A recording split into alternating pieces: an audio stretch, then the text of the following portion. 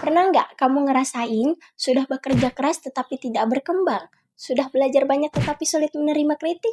Atau mungkin semakin sukses semakin mudah tersinggung? Bisa jadi masalahnya bukan kurangnya kemampuan, bukan kurangnya kesempatan, melainkan sesuatu yang lebih dekat dari itu. Sesuatu yang selalu ikut kemanapun kamu pergi dan itu namanya adalah ego. Ego bukanlah sesuatu yang selalu terlihat. Ia datang tidak dengan suara yang keras. Ia tidak mengetuk pintu. Ia hidup diam-diam di dalam pikiran. Ego membuat kita percaya bahwa kita selalu benar. Ego membuat kita sulit mendengar pendapat orang lain. Dan yang paling berbahaya, ego membuat kita berhenti untuk tumbuh.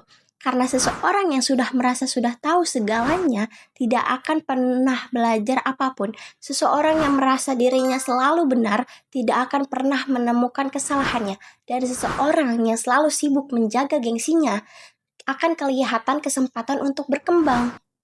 Coba lihat deh kehidupan kamu sehari-hari. Ketika dikritik sedikit aja, udah langsung tersinggung. Ketika gagal, kita mencari kambing hitam. Ketika berhasil, kita mulai merasa lebih baik daripada orang lain. Tanpa sadar, ego mengubah pelajaran menjadi serangan, mengubah nasihat menjadi hinaan, dan mengubah keberhasilan menjadi kesombongan. Ironisnya, banyak orang mengira musuh mereka adalah keadaan, padahal musuh terbesar mereka justru berada di dalam diri sendiri. Karena seringkali bukan kegagalan yang menghancurkan seseorang, melainkan ketidakkemampuannya menerima kenyataan. Lalu, bagaimana sih cara kita untuk mengalahkan ego tersebut?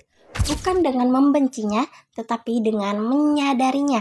Jadi, mulailah bertanya kepada diri kamu sendiri, bagaimana jika aku memang salah? Bagaimana jika kritik itu ada benarnya? Bagaimana jika aku masih harus belajar?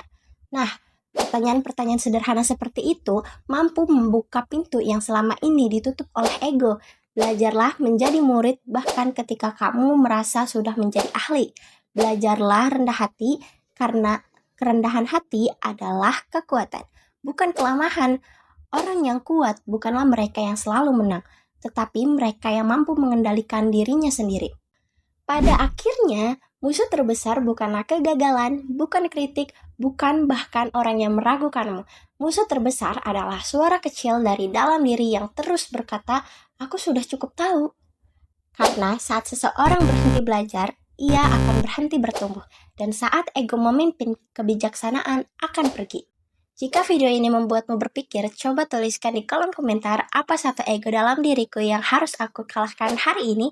Dan jika kamu suka konten tentang pola pikir, psikologi, dan pengembangan diri, ikuti akun ini karena terkadang perubahan terbesar dalam hidup dimulai dari kesadaran yang paling sederhana.